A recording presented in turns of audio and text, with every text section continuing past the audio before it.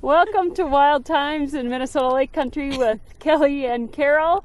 And we are coming to you from Hamden, Slough here in Audubon, outside of Audubon, and beautiful area, wetland area, and a great bird watching area as well.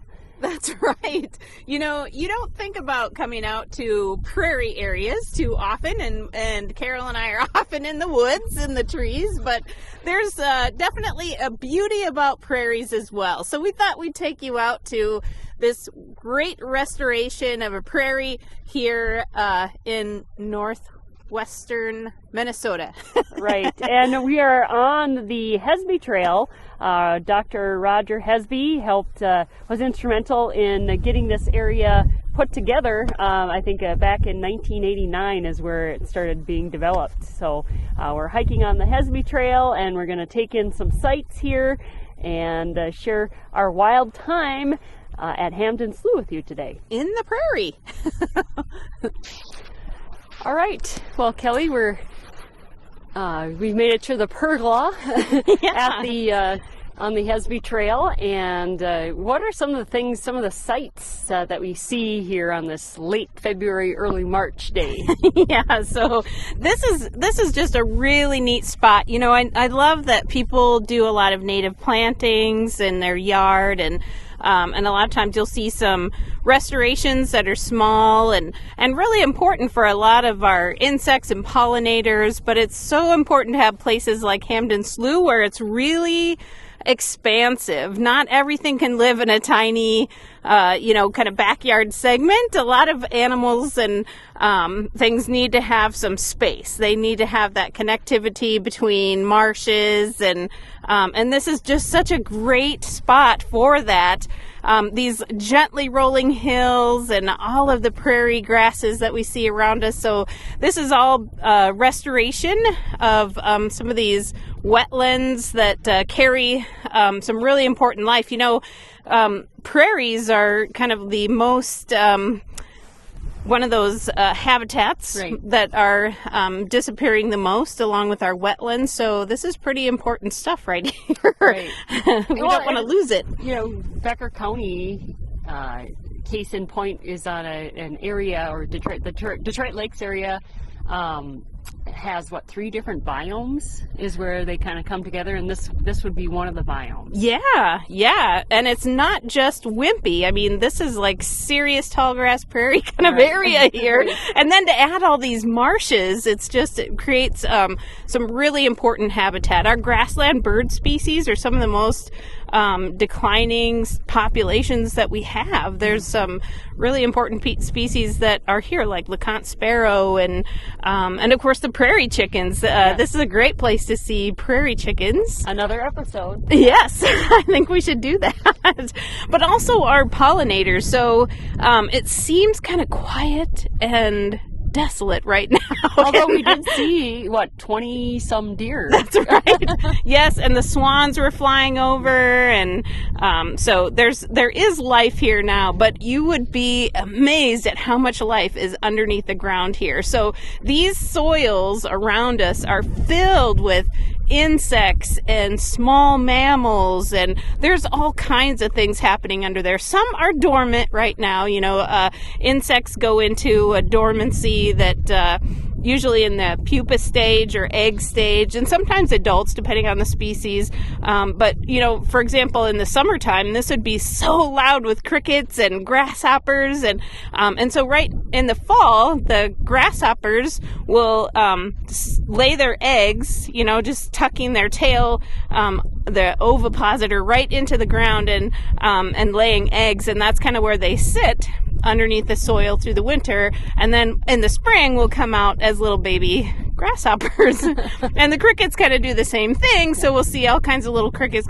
So this is probably filled with insects that our migrating birds are waiting to enjoy, as they will start coming north here in May to enjoy this. But there are certainly a lot of seeds out here right now, so there are lots of different plants that will kind of hold their seeds, and they eventually drop off in this wind, but a really important food source for our small mammals. So we have meadow voles and deer mice and shrews and, so lots of different pocket gophers and, all kinds of critters that are tunneling and still active. They're not, all these small mammals need to be able to eat and feed all winter long. So there's a lot going on underneath there, besides just the plants having this root system. So obviously right now that it's brown, you can see all the brown behind us.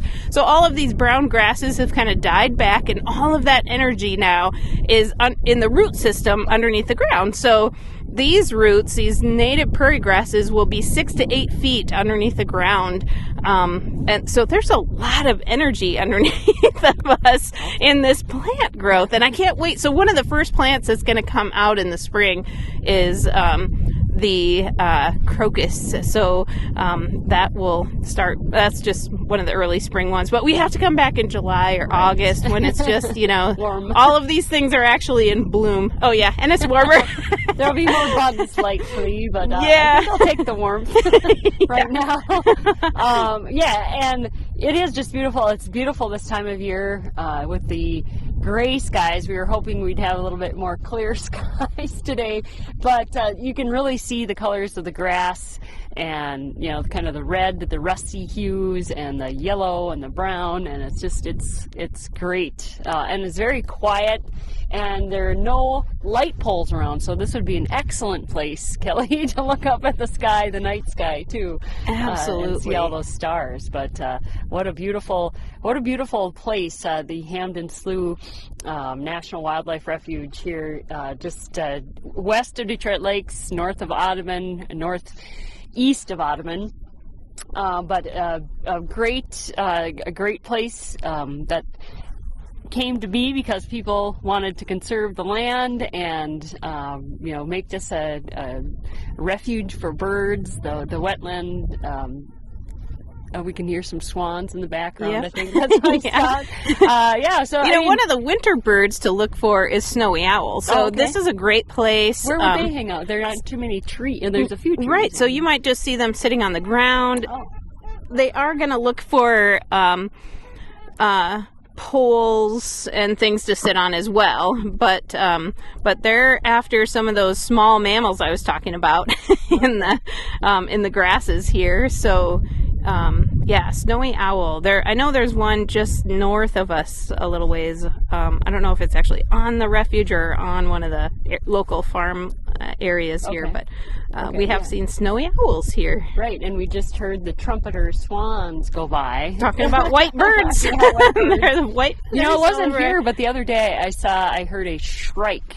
Yes. I sent you some video and audio of that. Now, are shrikes, are they common to this area? I mean, not this. They could be here, probably, but they were over by the Pelican River in Detroit Lakes. But are they here all year round, or do they come south? Are they starting to come south? You can see them all year round. Okay. I'm pretty sure. It's call just caught me because I hadn't heard that. Yeah. Well, when there aren't other calls around, that's definitely one that, that's a little different. And of course, the shrike likes to eat other birds. Yes. So there are fewer songbirds that they like to be in areas where there's bird feeders. Right. I think a lot of times. Well, they eat moles and little varmints too. Yeah, but, absolutely. Yeah. I noticed there weren't a lot of songbirds that typically hang out by the river that day. Yep. So. They will kind of take off, but so usually the mouse that they catch will be they like to cache their food. So if you are walking along and you see a mouse stuck in a shrub, that's probably a shrike doing that. Okay. That's kind of a gross sight. Oh, somebody totally stabbed a shrew to that shrub. I know, it was amazing. I had to look it up to see what it looked like because it looked like it was far away. I finally kind of found it in the tip top of a tree, and it was far away, but it looked like a rather large bird. But they're not that. They're a little bit smaller than a hawk, maybe. Yeah, almost blue jay size, I would say, maybe a little bigger. All right. Well, yeah, so here we are at Hamden Slough, a National Wildlife Refuge, and a great opportunity. It would be fun to come out here season to season and just see how it changes with the season. So one of the first birds back in the prairie can be shorebirds. So those marshes that are kind of don't have a lot of water in them, those mud flats are exposed, and the shorebirds love those, and they're picking the insects out of that. So all kinds of food available, not only the seeds, but also some of these wetlands provide some really important food for migrating birds. Some of the shorebirds that we see here are on their way up north into Canada and beyond, so it's pretty neat to be able to see those early in the spring. And we're just kind of looking, we're standing by some of these plants that still have seed heads on them, so obviously some of those are going to drop off, but one of the strategies for reseeding or reestablishing some prairies is to do snow seeding. So in the fall, the landscape is usually prepped, with either a burn or mechanical work to kind of get bare ground or control some of the cool season grasses. And then about this time or into March, seed is laid on top of the snow. And there are some places where they'll do it by hand and other places where it's mechanically done. But you think, why would you drop seed right on top of the snow? But it's exactly what those seeds need in order to get into the ground. So as the spring comes around and there's freeze and thaw, that's exactly what kind of spirals those seeds into the ground. And of course with the snow, they go with moisture, so it's just a perfect setting to kickstart seed growth. And some of those need cold in order to start growing. So they call that stratification, or when you have to, like some people will put their seeds in the freezer for a while in order to kickstart the growth in the spring, because they need that cold in order to germinate in the spring. And others are, so we have milkweed seeds here, which is great. Obviously, we need that for monarch butterflies. They like to eat milkweed, and there's a few pods here that still have some seeds in them. I'm just going to pick one out here. Oh, look at all the seeds in there. Yeah. So we'll just plant some milkweed here because we've got a nice little breeze. I don't know if you... Right. Yeah, you can kind of hear it in the microphone. So the milkweed, and I actually have some of those at my house, but milkweed is something that a lot of people I've seen in the city proper are planting in their backyards, but it does take over the yard. Oh, I suppose it can. It's one thing that this expanse of acreage here in Hamden Slough, but in your backyard, it seems to just kind of take over all the other plants, and eventually kind of snuffs them out. The sunlight, I've noticed that it grows in front of some of the plants that I want there as well. It's kind of a hog, the milkweed, but that's one of the pods that we see here. I see a lot of dogwood too in this Yep. Now some of the shrubs will be controlled. They do controlled burns to keep this in a nice expansive prairie, keep some of those native grasses in good shape so they aren't having to compete with shrubs like willow and some of those dogwoods and other things that might start taking over. Yeah, so if we were to lay in the grass right now, just kind of curl up in the grass, you'd be amazed at how much wind you don't feel getting all tucked into that grass because it's so thick, and kind of tall. So some years when the snow is really heavy and all the grass gets matted down, it's a different experience, right?